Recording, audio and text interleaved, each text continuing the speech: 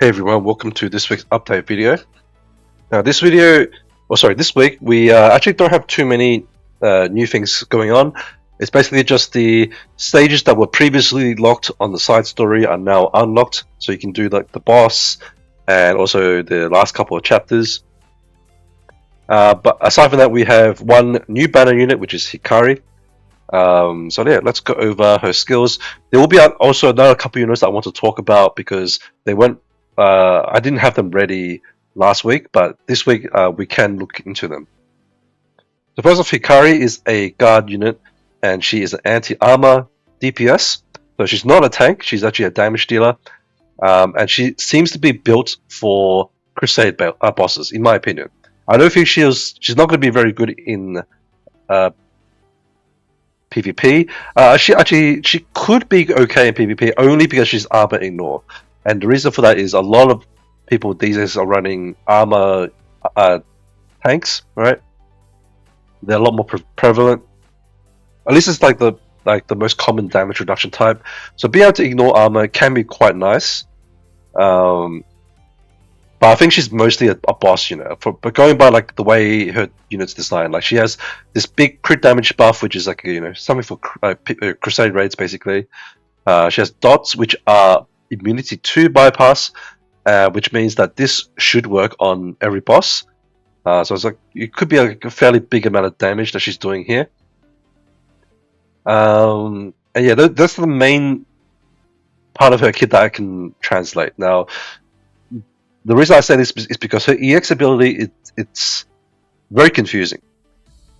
Because I don't really know how this works because this is not explained properly, right? Or it's very poorly explained, right? So if the target is below 50% and the target has 5 stacks of whatever this thing is, so private chat target. Now, none of the abilities previously mention anything about this debuff, right? So the question is, how do they gain these debuff stacks? Right? It doesn't say anything about that. And then then it will trigger all the effects. But what are the effects? Right? I have no idea. It doesn't seem to be like anything from here. So I think like whoever's translating this really needs to step it up. Like I've gone through so many translation errors over the past few units that have been released, and now we have an EX ability that has like makes no sense. There's no like like usually you have like exceptional circumstances here, right? That has like a list of things that worth noting, right? About the ability and how it works. It doesn't have that at all here. So yeah, this is very confusing. But yeah, beside that, I think she is mostly just for crusade raid. Now, if you already have an armor debuff, anti-armor DPS, which is either Mel, Festive Dolores, or Xiaomeng, then I don't feel like she's worth investing in. You could just pull one for collection, that's perfectly fine, or just like keep it there in case you need her later on, and just use your gold books to scale her up. That's also fine. But if you already have one of the anti-armors like invest into, like let's say you have a rank 10 Mel, then I don't feel that it's really worth investing into another anti-armor DPS unless there's a crusade raid where you happen to need 2 anti-armor DPS. I feel like this is kind of unlikely, but that's basically the only reason I could see for having like multiple anti-armor DPS built, right? Otherwise, it's a bit of a waste of books, in my opinion. So I'll leave that choice up to you, right? Maybe you like her design, like as well. For me personally, I'm gonna pull one copy and just see if I need her later on. Mostly just I personally just like to collect limited units. I don't like missing out on them, and I just want to have them there in case I need them later on. So you decide what you want, right? Maybe you like her design. She's got like a lot of design features that a lot of people might find likable. Just like the 2 different eye colors. I think a lot of people like that. Pigtail like design. She's got the swimsuit is also like the design here, and you can see other 2 other very big reasons why you might want to pull for her. And also this is like the skin that you get, right? So this is the alternate skin that you get for free as long as you pull one copy, and then this is like the standard skin.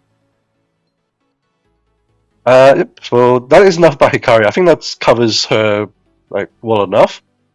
So now I'm going to talk about Red. So we now have the free copy of Red, right?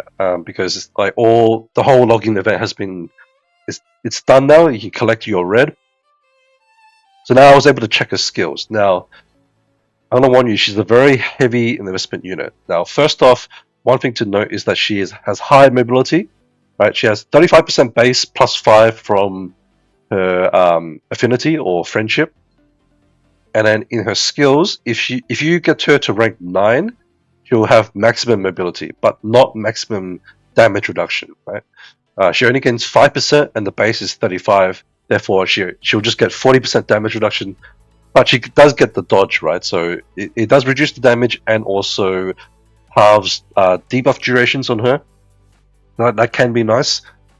And rank 7 is the absolute minimum I would recommend, which is very expensive, but she's primarily a PvP unit and she's an auto-taunt unit, and she only gains her auto-taunt at rank 7. I did not seem to find it anywhere else, even for like a shorter duration. So let me just double check, make sure I didn't miss it, but I don't think I did. Like she gains a lot of armor, which is quite nice too, but whether she can her highest armor. But this is the highest resistance. Okay, so highest armor is 40% here. So she can't get maximum armor, even with 2 armor cores, unfortunately. But it is a bit of extra damage reduction, and it allows her to have to cover more areas. So in case there's a unit that's ignoring, say, dodge, then at least she can cover herself with a bit of armor and also a bit of resistance. And hopefully she won't die, but a lot of people run P Scotty now, so that means there's a lot of fixed damage going around, and that sort of weakens Red a bit. And for that reason, I feel like she may not necessarily be worth investing into. But I did invest into her because, mostly because I am sitting at the higher ranks, and I feel like if I'm up here, I may as well just continue to stay competitive. So I did go ahead and bought copies for her up to rank 7. I'll most likely finish off rank 10 because I kind of do want the mobility from here, and also at rank 10 is when she gets the highest damage share. So I think having her at rank 10 will be probably good in PvP, but not as broken as what Tia Ophelia was.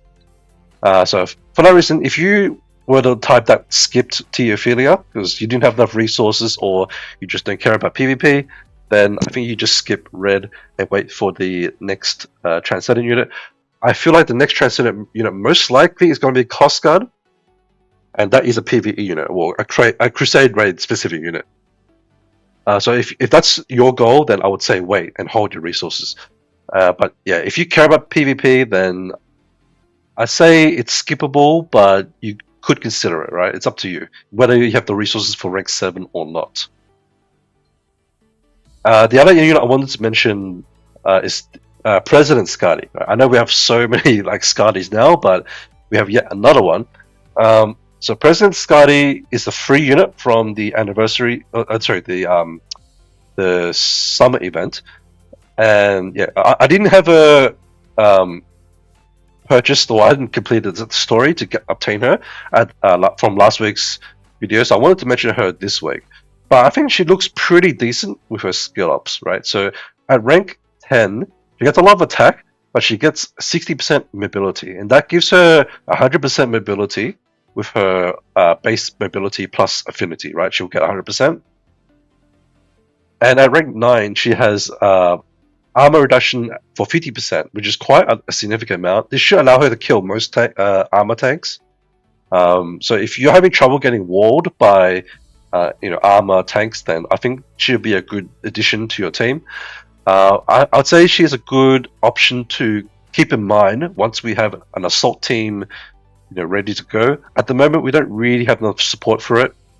But when we do, then I think she could be like a decent, flex option for taking out armor tanks. Especially because in the current meta, I'd say there's a lot of people running more armor-oriented tanks so that they can control who gets sacrificed to Theophilius' duel, or whoever gets targeted at least by it, right? Whether they have a chance to fight against her in the 1v1 or not, that's another story. But there's been like a bit of a shift. Like I personally haven't moved towards that, but I know other people have. And it makes sense. I've just been lazy and I haven't really been crafting my gear. But I think having an anti-armor option is pretty nice to have. So yeah, I think she's a one to keep in mind. Aside from that, she doesn't have anything that's particularly great about her skill kit. She does have a multi-hit, but that's mostly relevant for like PvE on certain bosses that require multi-hits. Well, it's only 2 attacks, so it's not even that much compared to like an Alice who does 4 hits, and Angel Bolino also does 4 hits. But yeah, that is President Scotty. So apart from that, we just have the, as I said, the side story. All stages are unlocked now, and 2 weeks left. Now, my suggestion would be to spend this week's stamina on your side story. Try to get it done, at least like all the important shop stuff, right? So you want to buy out basically most of this. You can skip like the lower cores, right? You don't need those, or you just leave that to next week. But try to get everything else just in case we get double resource either next week or the week after. I think it's good to make sure that you have finished all the important stuff, right? At least like the books, tickets, your awakening materials here, the reverbs for President Scotty, and then the purple and blue books for just general use. Stamina potions, most of this stuff is actually pretty good.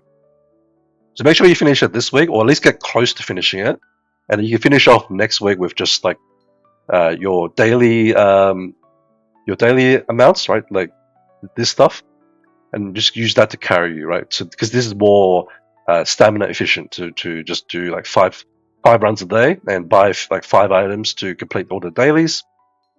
And yeah, this is more of a just in case, because I do remember in the past we did have an overlap where annoyingly double resource was like on the last week of a side story. So just to avoid that in case that happens again, just be prepared for it, right?